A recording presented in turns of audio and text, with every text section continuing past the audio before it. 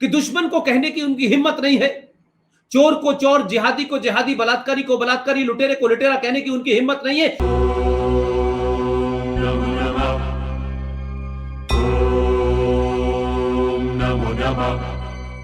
साथियों, आज आपसे बात करने का एक खास कारण है। आप जानते हैं कि मैं किसी साधारण बात पर बार बार YouTube के माध्यम से मैं नहीं आना चाहता, और ये भी आपने देखा होगा कि मैं राजनीतिक घटनाओं पर, एडमिनिस्ट्रेटिव घटनाओं पर, किसी असेंबली के चुनाव हार जीत पर, किसी राजनीतिक दल के कार्यप्रणाली पर कभी टिप्पणी नहीं करता। आप सब जानते हैं कि पिछले 3-4 साल से मैं सिर्फ एक ही बात के पीछे लगातार अपने तर्कों को रखता हूं। मैं मानता हूं कि देश है, सरकार है, व्यवस्था है, इलेक्शन कमीशन है, जुडिशरी है, ये तमाम सरकार के अंग हैं और ये तमाम सारे अंग मिलकर के देश को चलाते हैं। मेरे मूल में, मेरी सोच में, मेरी बातचीत में देश कभी नहीं रहा, राष्ट्र रहा। क्योंकि देश में एक आम नागरिक की भूमिका बड़ी छोटी और लिमिटेड होती है। चुनाव होंगे तो आप वोट डालेंगे, सरकार का कोई आदेश है उसका पालन करेंगे, सड़क पे कैसे चलना है उसका पालन करेंगे। लेकिन हमारी जीवन में ज्यादातर काम हम अपनी आस्थाओं, परंपराओं, सरोकारों से, मान्यताओं से करते हैं और राष्ट्र परमानेंट होता है। राष्ट्र की एक कल्पना होती है, राष्ट्र आपके सरोकारों और आस्थाओं से जुड़ा होता है। एक भावनात्मक जो हमारी कल्पना है उसे राष्ट्र कहते हैं। पिछले 24 घंटे में मेरे जीवन में इतने ना ईमेल आए, ना इतने व्हाट्सएप आए और ना इतने फोन कॉल आए। मैं नहीं चाहता था इस पर कोई टिप्पणी करना, क्योंकि हमारे यहां टिप्पणी करना इतना आसान है। करोड़ों लोग तर्क कुतर्क, कुछ कमजोर, डरपोक, कायर, बुद्धिजीवी जब अपनी बात को स्पष्टता से नहीं कह पाते और अपनी उस तथाकथित बौद्धिक विचार को जस्टिफाई नहीं कर पाते, तो हार और जीत, मैं मानता हूं ये एक सिक्के का पहलू है। आप खेल खेलते हैं, पूरी कोशिश करते हैं, हार जाते हैं। हार से कभी मैं ये नहीं मानता कि हार गए आप तो आप सब कुछ हार गए। तो मैं, चुनाव हुआ अभी बंगाल में, उसमें कोई पार्टी जीती और एक पार्टी जीत का दावा कर रही थी, जितनी सीटें की दावा कर रही थी वो उतनी नहीं लाई, सिर्फ इतना ही फर्क है। अब किसको कितनी सीटें मिली और किसको कितनी सीटें मिली, ये मेरा कोई इसमें कम इंटरेस्ट, मैं इसमें जाना भी नहीं चाहता। लेकिन बंगाल, अगर आप सब लोग जो लाखों करोड़ों की तादाद में मुझे, आरएसएस सिंह साहब को, सुशील पंडित को, जनरल जी डी बख्शी को, तुफैल चतुर्वेदी को, गौरव आर्या को, अंकुर शर्मा को अगर आप सुनते रहे होंगे तो आपने देखा होगा कि हम राष्ट्र में ऐसी घटनाएं जिससे राष्ट्र को खतरा है, जिससे हमारे अस्तित्व को खतरा है, हमारी पहचान को खतरा है, हमारे सरोकारों को खतरा है, हमारी मान्यताओं परंपराओं को खतरा है, हम जनरली अपनी बात को उसके इर्द गिर्द रखते हैं। इसी विषय पर कोई महीने भर पहले मैंने RSN सिंह के साथ एक इंटरव्यू किया।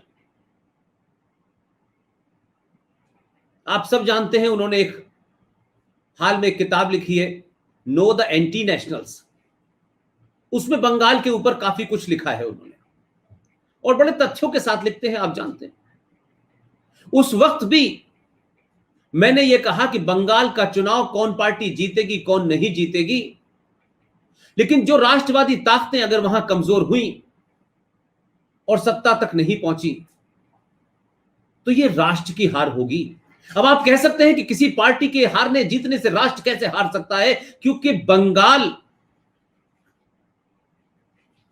के बारे में और मध्य प्रदेश के बारे में तुलना नहीं हो सकती, उत्तर प्रदेश से नहीं हो सकती, क्योंकि बंगाल के चरित्र को समझना जरूरी है। बंगाल की पूरी जो भौगोलिक स्थिति है उसे समझना जरूरी है, उसका जो राजनीतिक इतिहास रहा है उसे समझना जरूरी है।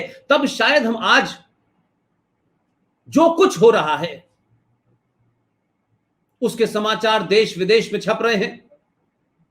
यह बात अलग है कि एक खास सोच के लोग उन समाचारों को, उन घटनाओं को, उन तस्वीरों को, उन विजुअल्स को आज भी बेहयाई के साथ नकार रहे हैं। मेरा इसमें भी कोई फर्क नहीं है कौन नकारता है कौन नहीं नकारता है। 2021 में आज दुनिया की सबसे बड़ी संचार क्रांति का सबसे ज्यादा फायदा भारत के सनातनियों को हो रहा है, क्योंकि वही सनातनी हैं जिन्होंने ना इतिहास पढ़ा, और जो उन्हें पढ़ाया गया वो झूठा पढ़ाया गया। तो हमने उस पढ़े पढ़ाए इतिहास से आगे कभी झांकने की कोशिश नहीं की, और यही कारण है कि हम ये भूल जाते हैं कि इतिहास इसलिए नहीं पढ़ाया जाता कि उसे आप रट लें और उसके बाद उसमें कुछ नंबर ले आएं और आप पास हो जाएं। इतिहास इसलिए पढ़ाया जाता है कि जो गलतियां आपने तारीख में की हैं उनको दोहराया ना जाए, उनसे कुछ सीखा जाए। लेकिन पूरी दुनिया में एक सनातनी हिंदू समाज है जो अपनी गलतियों से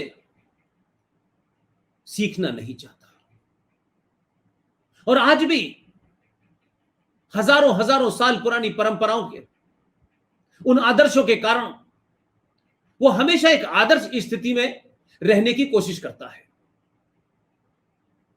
उसकी चाहत तो होती है, उसकी ख्वाहिश होती है, लेकिन जब आदर्श स्थिति न हो, सड़कों पे दंगाई हथियार लेके घूम रहे हो, आपकी पहचान, आपके विश्वास, आपके फेथ, आपकी आस्थाओं के कारण आपकी हत्या करना उनका मजहबी फलसफा हो, तब आप उनसे आदर्श स्थिति से नहीं जी सकते। यह बिल्कुल वैसा ही है कि अगर सेना का एक सिपाही सीमा पे खड़ा हो और दुश्मन मुल्क का आदमी उस पे गोली दागे, बम दागे, और वो आदर्श स्थिति में खड़ा हो कि नहीं हमें हमला नहीं करना है, तो यकीनन वो सिपाही अपने देश के प्रति जो उसने शपथ ली है उसका पालन नहीं कर रहा। इसलिए मैं मानता हूं कि बंगाल की इतिहास को जो आज हो रहा है, जिसका चर्चा बहुत सुबह से हो रही है, मुझे बहुत गुस्सा भी है, मुझे पीड़ा भी है। मैंने यही 24 घंटे में फैसला नहीं लिया तमाम सारे लोगों के दबाव में कि नहीं मुझे कुछ बोलना चाहिए। वैसे तो इस देश में बोलने की आजादी है, हर आदमी कुछ भी बोल सकता है, लेकिन मुझे इस बात की हंसी आती है, तकलीफ होती है, इतना सब कुछ होने के बाद कोई बंगाल में नया कुछ नहीं हो रहा। 1990 में कश्मीर में हुआ, केरला में हो रहा है, 1921 में मोपला केरला में हुआ, हमने तब नहीं सीखा। औरंगजेब ने किया, हमने नहीं सीखा। 1947 में वो हमने नहीं सीखा। हम हर संकट को शुतुरमुर्ग की तरह अपना मुंह छुपा करके मानते हैं कि समस्या समाप्त हो गई, क्योंकि हमें वो दिख नहीं रहा। और अगर दिख रहा है तो हम अपनी कायरता को आदर्शवाद में कैसे बदलें, इसमें हम बहुत एक्सपर्ट हैं। लिहाजा जब भी कोई ऐसी बात हो जहां हमें अपने तथाकथित उस बौद्धिक ज्ञान से निकल करके सड़क पर आकर के उस आताताई का, उस जिहादी का, उस हत्यारे, लुटेरे, बलात्कारी का जवाब देने के लिए शस्त्र उठाना चाहिए, तब हम बौद्धिक लोग अपनी उस कायरता को छुपाने के लिए ऐसे तर्क ढूंढते हैं और अपनों के बीच में ढूंढते हैं, और अपनों में से किसी एक को विलियन बना करके, क्योंकि अगर उन्होंने प्रतिकार करने की बात कही तो सबसे पहले उनका बौद्धिक ज्ञान और जिस समाज में वो रह रहे हैं उसमें एक झूठ है, एक फरेब है। बुद्धि के बल पर अपनी बात को चले जाओ, दूसरों को ज्ञान दो, खुद कुछ मत करो। वो ऐसे तर्क गढ़ते हैं कि दुश्मन को कहने की उनकी हिम्मत नहीं है, चोर को चोर, जिहादी को जिहादी, बलात्कारी को बलात्कारी, लुटेरे को लुटेरा कहने की उनकी हिम्मत नहीं है। इसलिए वो अपने बीच के योद्धाओं को, अपने बीच के बहादुर लोगों को जो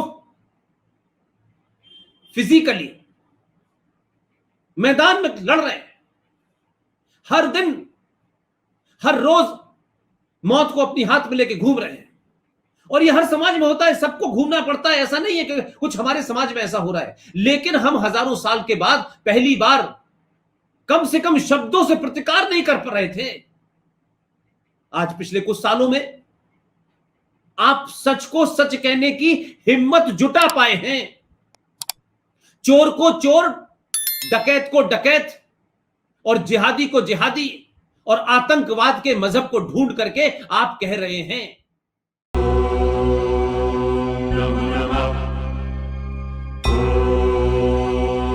Namo Namah